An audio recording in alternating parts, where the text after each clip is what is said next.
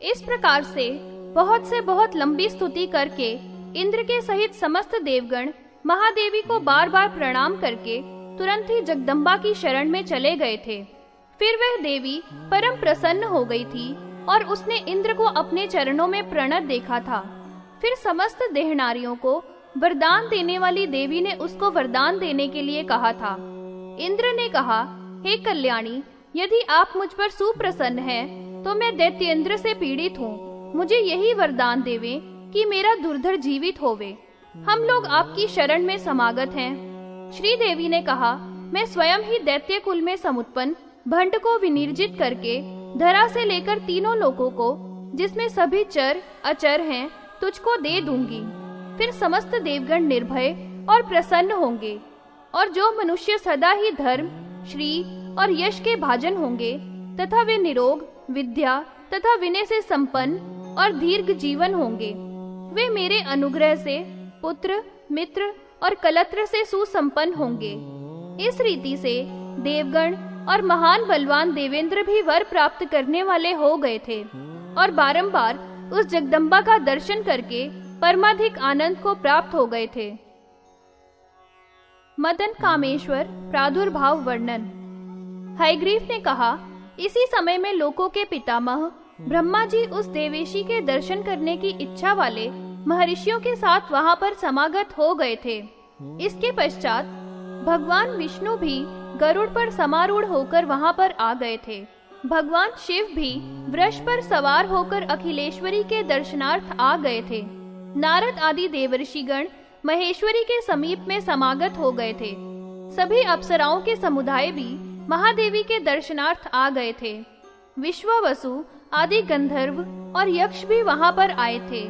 ब्रह्मा जी के द्वारा आदेश पाकर विशापति विश्वकर्मा ने एक दिव्य नगर की रचना की थी, जैसा कि साक्षात अमरपुर ही होवे। इसके पश्चात सब मंत्रों की अधिदेवता श्यामा ये सब अंबिका के समीप में समागत हुए थे। ब्रह्मी आदि समस्त मातृगण अपने अपने भूतगणों के साथ समावृत होकर वहां पर आई थी। अणिमा, महिमा आदि 8 सिद्धियां और करोड़ों योगिनियां वहां पर आ गई थी। भैरव और क्षेत्रपाल महाशास्ता गणों के अग्रणी वहां समागत हुए। महान गणों के ईश्वर स्वामी कार्तिकेय, वटुक, वीरभद्र इन सब ने आकर उस समय में प्रणत होकर महादेवी का स्तवन किया था। वहां पर जो एक नगरी थी, वह नगरी परमाधिक सुरम्य थी। उससे बड़ी बड़ी अट्टालिकाएं, प्राकर और विशाल तोरण थे। इसमें गज, अश्व और रथशालाएं थी तथा राजवीथियां भी विद्यमान थी, जिनसे वह परम शोभित हो रही थी। उसमें सभी के पृथक पृथक परम सुंदर ग्रह बने थे।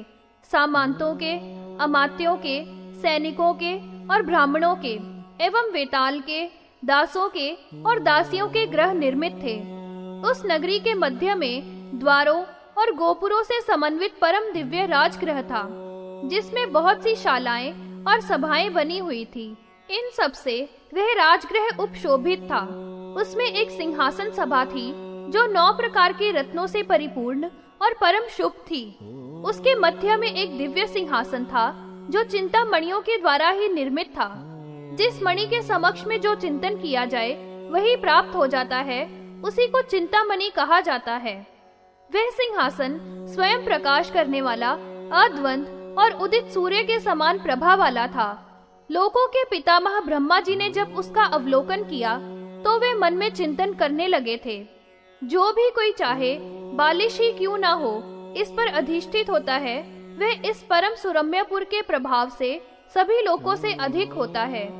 केवल स्त्री तो इस राज्य के योग्य नहीं है, और केवल पुरुष भी स्त्री से रहित जो हो वह भी इसके योग्य नहीं है। श्रुति का कथन तो यही है कि मंगल भय आचार्य से संयुक्त और महापुरुषों के लक्षण वाला तथा जो अनुकूल अंगना से युक्त हो, उसी का राज्यासन पर अभिषेक करना चाहिए। यह वारारोहा शोभित होती है, जो मूर्तिमती श्रृंगार की देवता है। इसका वर भी तीनों लोकों में भगवान शिव के अतिरिक्त अन्य कोई भी नहीं है। किंतु शंकर तो जटाजूट धारी मुंडों की माला धारण करने वाले, विरूप नेत्रों से युक्त और हाथ में कपाल ग्रहण करने वाले हैं।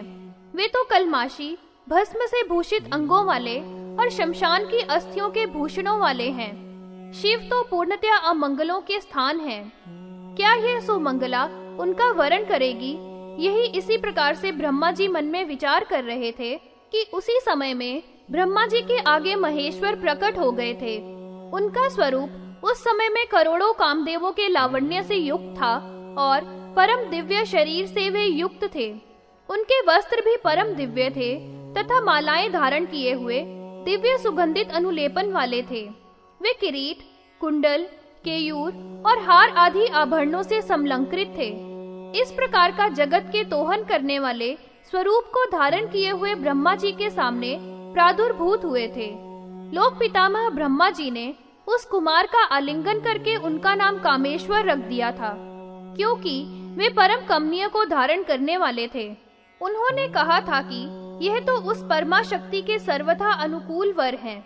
ऐसा निश्चय करके शिव के ही साथ वे वहां देवी के समीप में समागत हो गए थे।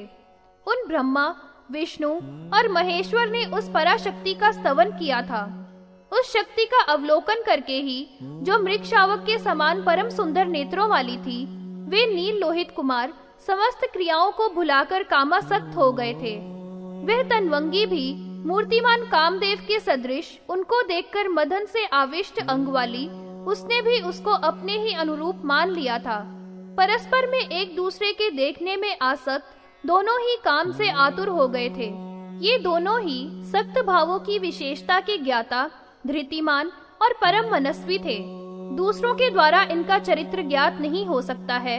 ऐसे ये दोनों ही एक मुहूर्त मात्र समय तक तो चेतना से शून्य हो गए थे।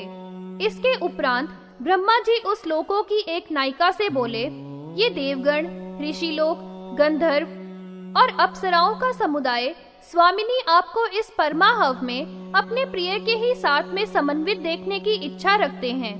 हे देवी, अब आप यही कृपया बतलाइए कि आपका अनुरूप प्रिय कौन सा धन्यतम पुरुष है। अब आप लोकों के संरक्षण के लिए परम पुरुष का सेवन करिए। आप इस नगर की महारानी बनिए और इस वरासन पर विराजमान होइए। इन कलमश रहित देवर्षियों के द्वारा ही हे महाभागे आप अभिषिक्त हो जाइए। हम तो अब यही अपने नेत्रों से देखने की अभिलाषा रखते हैं कि आप साम्राज्य के चिन्हों से समन्विता होवे और सभी आभरणों से समलंकृत होवे। आप अपने परम प्रिय के साथ आसन पर स्थित होवे।